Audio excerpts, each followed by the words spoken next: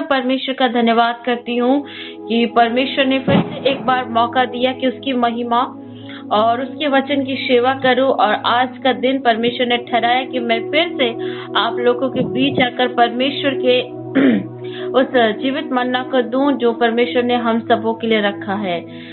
हम धन्यवाद करते हैं मेरे प्रियो, क्योंकि आज हम अगर जीवित हैं और उसकी महिमा करने के लिए, तो ये सबसे बड़ा अनुग्रह और सबसे बड़ा महाकरुणा का फल है जो खुदावन ने हमें और आपको दिया कि आज हम जीवित रहकर उसकी महिमा करें। हालेलुया। मेरे प्रियो, आज परमेश्वर का जो संदेश है, परमेश्वर का जो वचन है, वो सच में बहुत इम्पोर्टेंट हमारी जिंदगियों में रखता है, क्योंकि हम और आप जो इस समय जिस हालातों से गुजर रहे हैं, उस हिसाब से परमेश्वर जो हमेशा अपने वचन से हमसे बात करता है, उस वचन के द्वारा हमें हिम्मत भी मिलती है, ताकत भी मिलती है और सामर्थ भी मिलता है। क्योंकि परमेश्वर कहता है कि मुझसे प्रार्थना कर और मैं तेरी सुनकर तुझे बड़ी बड़ी बातों को बताऊंगा। हालेलुया। तो आज का जो संदेश परमेश्वर ने आप लोगों के बीच में देने के लिए मुझे जो संदेश दिया है, उस संदेश को मैं समय को ज्यादा ना लेते हुए आप लोगों के बीच में संदेश को रखती हूँ। परमेश्वर का आज का संदेश जो है मेरे प्रियो, वो है, आज का मैंने टॉपिक आप लोगों के बीच चुना प्रार्थनाओं के प्रभाव से बहुत कुछ हो सकता है। आमीन।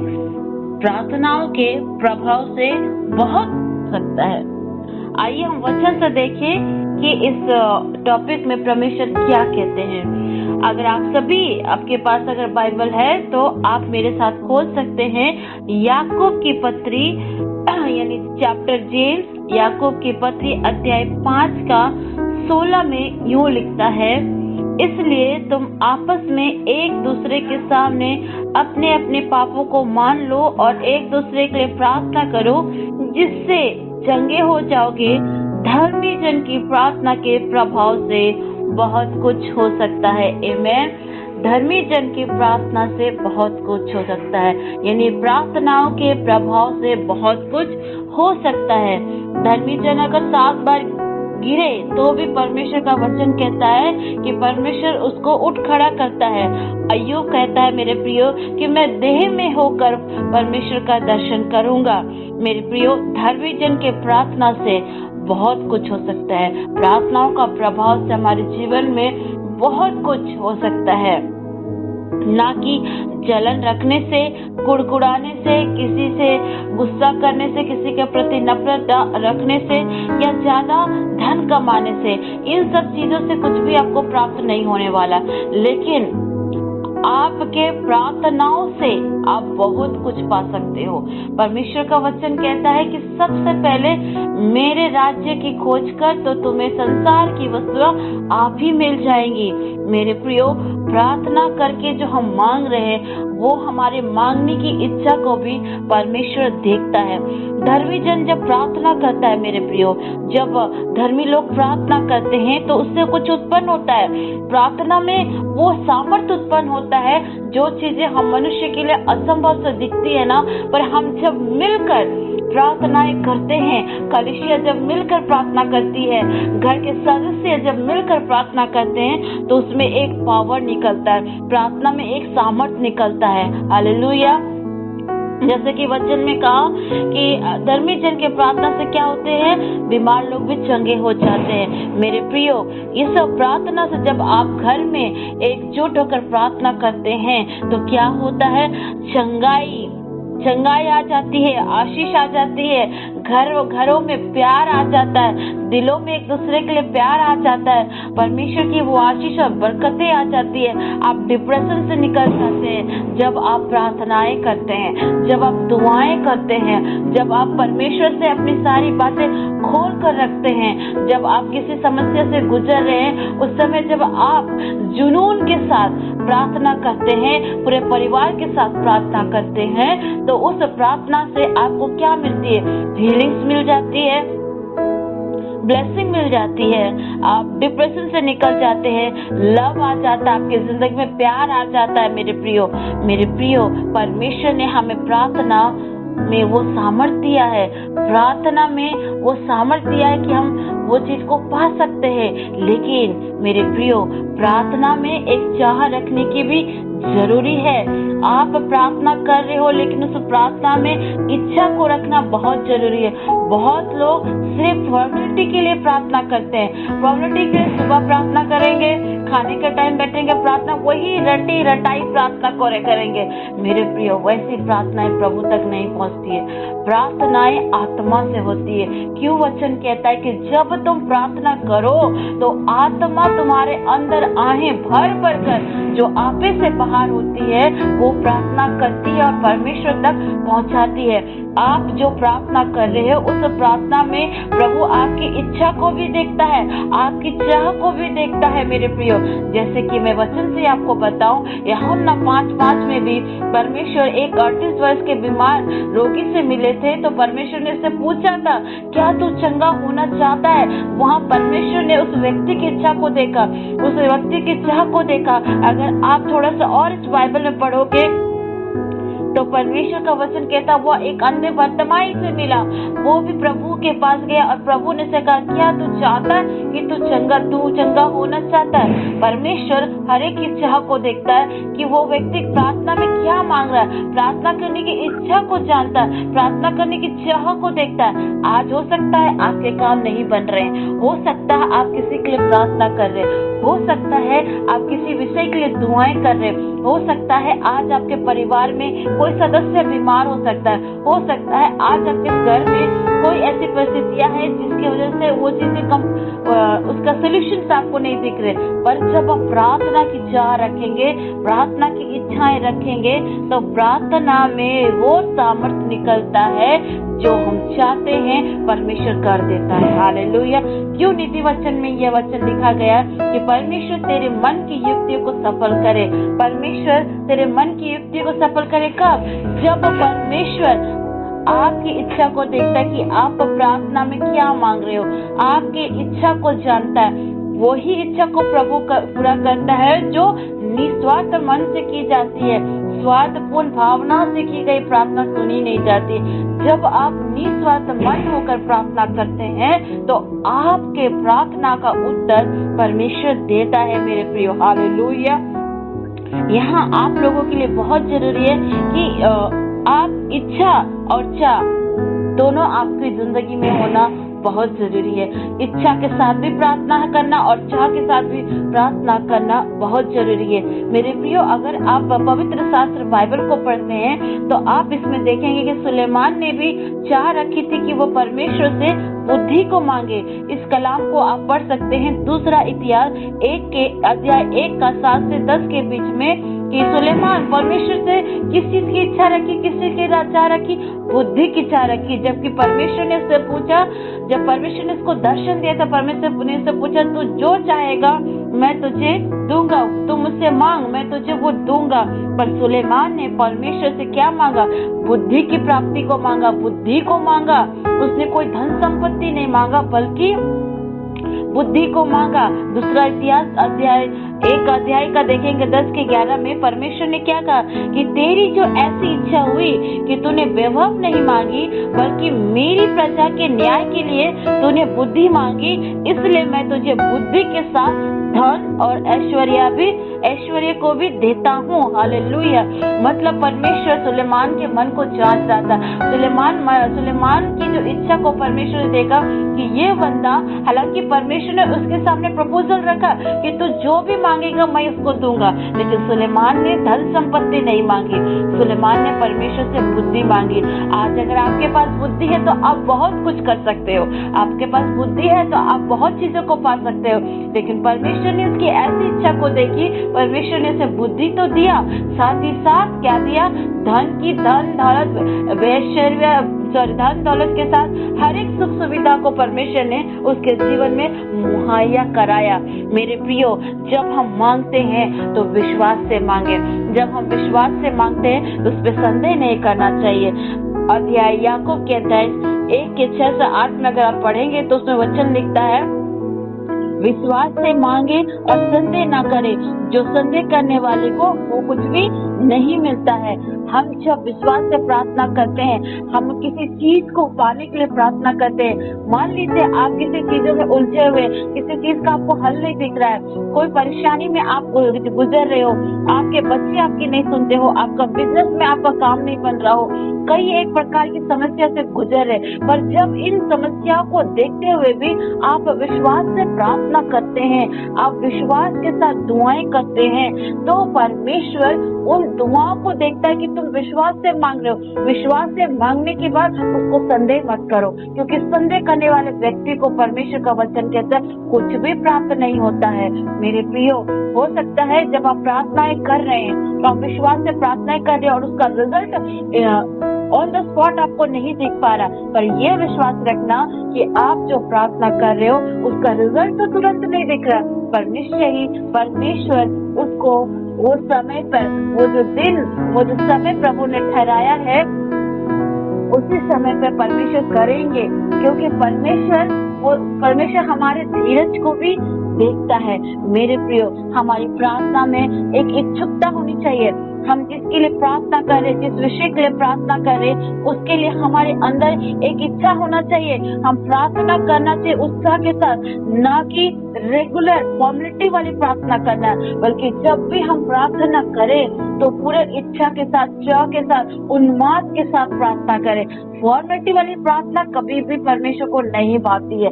आज बहुत सारे लोगों को मैं देखती हूँ, फॉर्मेलिटी के लिए बैठ जाएंगे, प्रार्थना करेंगे, बस जो रटी रटी प्रार्थना है उसी को करते हैं। आप जब प्रार्थनाएं करो तो उस समय पवित्र आत्मा को पुकारो। पवित्र आत्मा आपको ऑलरेडी आत्मा में भरकर ऐसी प्रार्थना सिखाएगा, ऐसी बातें सिखाएगा, आप में से बाहर कर वो सारी बातें जो आपके अंदर चल रही हैं, वो सारी प्रॉब्लम जो आपके जीवन में है, वो पवित्र आत्मा आहें भर भर कर परमेश्वर के पास पहुंचाता है और आपको कुछ बोलने की ही जरूरत नहीं पड़ेगी।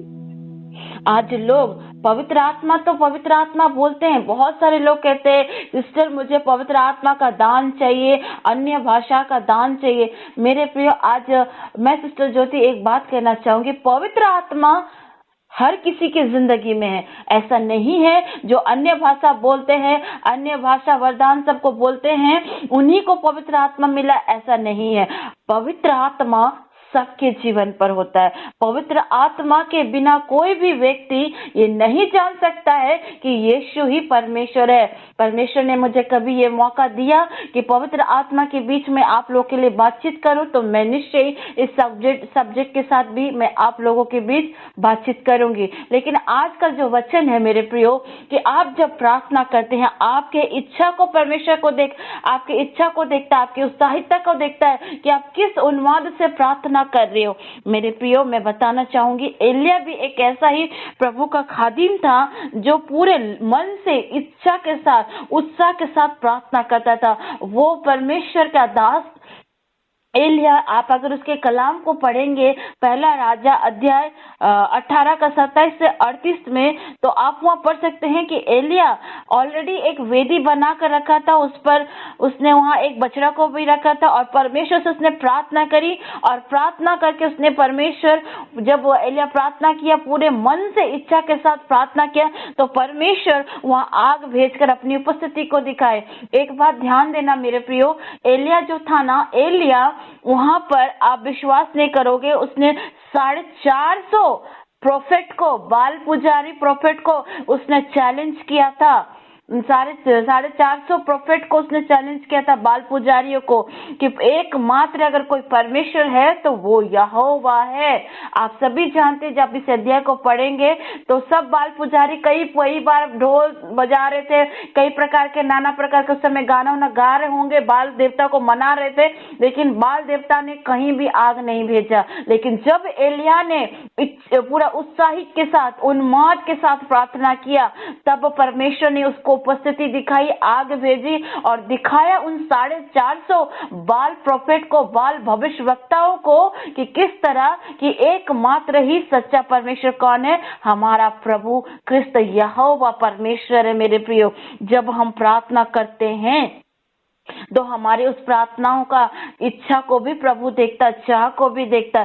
जिस तरह एलिया जोश के साथ प्रेस कर रहा था, प्रार्थनाएं कर रहा था, तब जब एलिया एकदम खुशी के साथ, उन्माद के साथ, जोश के साथ प्रार्थना कर रहा था, घुटने में आकर प्रार्थना कर रहा था, तो परमेश्वर ने वहां आग भेजकर अपनी उपस्थिति को दिखाई और उसकी भेंट को ग्रहण की।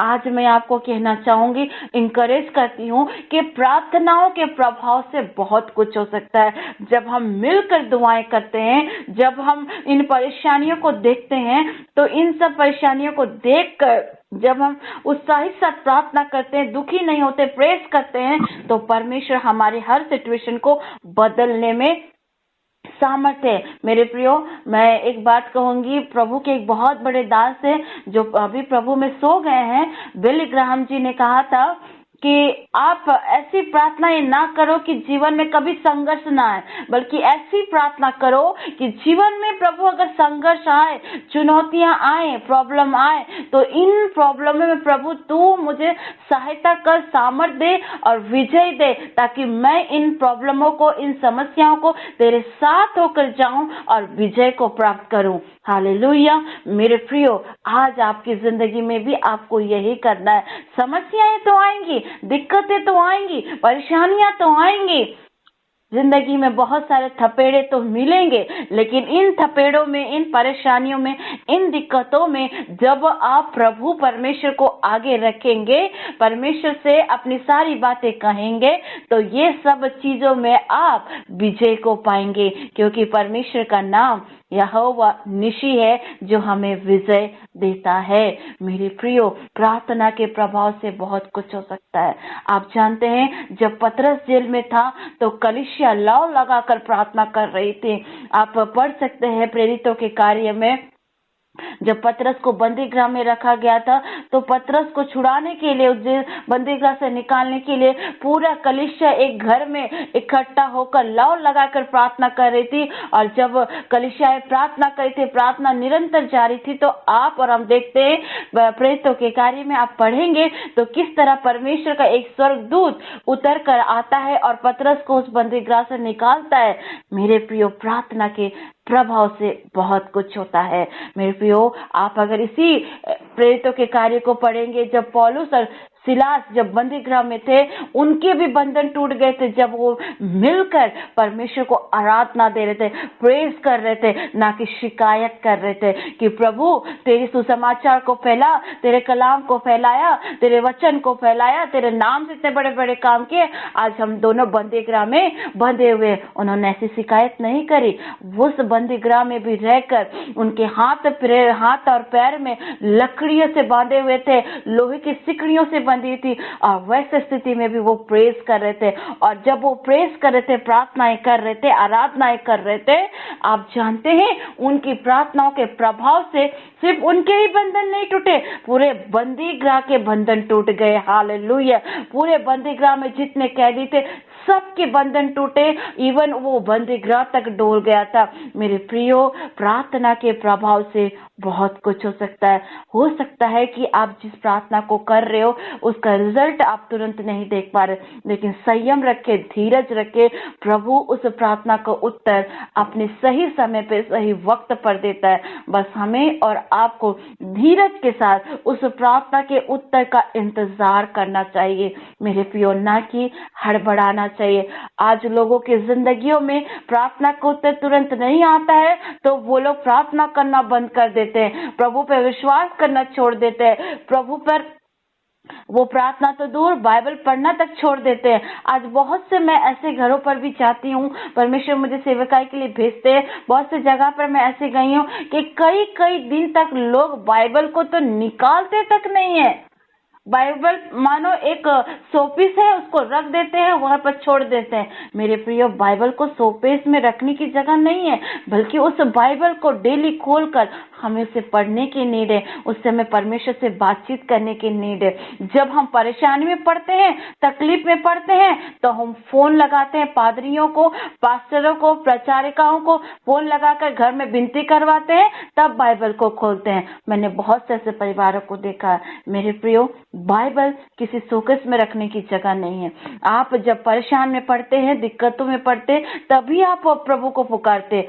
क्या प्रभु एक छाती के समान आप प्रभु को यूज करते हो? जब बारिश आती है तो छतरी खोल दिया, और जब बारिश चली गई तो छतरी को किस कोने में फेंक दिया, कोई मतलब नहीं है। इस तरह न करे, प्रभु के साथ इस तरह न करे मेरे प्रियो।